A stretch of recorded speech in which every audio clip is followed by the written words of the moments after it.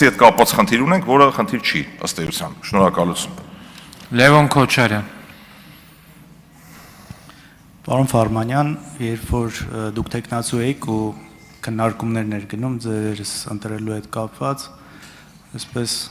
փորձ արվեց քաղաքացիական պայմանագրի պատգամավորների կողմից, գրեթե 91 թվից սկսած պետք ամբողջ համակարգի այս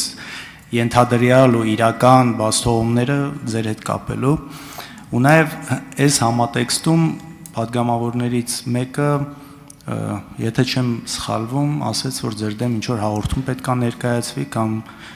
ժողովրդի լեզվով ասած, այսպես գործ տալու մասին ակնարկեց, ինչ-որ նորություն կա։ Կներեք, պարոն Քոչարյան, կներեք, ձեր ասածը քրեական ենթամշակույթի բաղադրիչ է։ Հաղորդում ներկայացնում, կներեք, պարոն Քոչարյան, ոչ։ Այսօր ներողություն չեք խնդրել։ Պարոն Քոչարյան, կներեք, ձեր ասածը քրեական ենթամշակույթի բաղադրիչ է։ Ես եմ Ձեզ ընտրում հայտարարում եմ ու եթե դուք նախազգուշացում։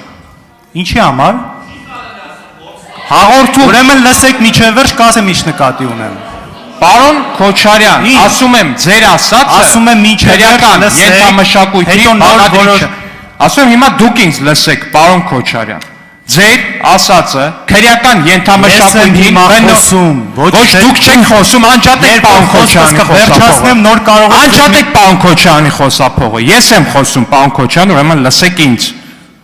Ասում եմ ձեր ասածը քրեական ենթամշակույթին բնորոշ խոսույթ է։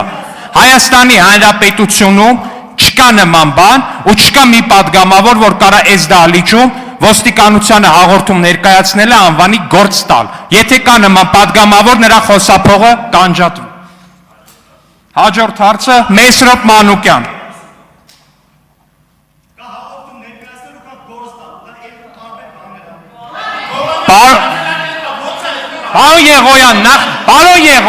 Պարոն Եղոյան, նստեք, ձեզ հայտարարվում է նախազգուշացում, նստեք ու մի միջամտեք։ Պարոն Եղոյան,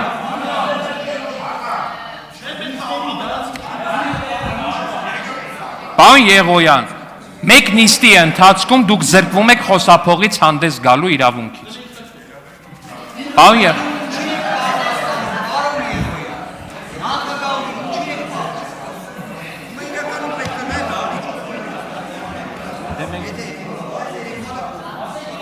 Մեսրոպ Մանուկյան, համեց։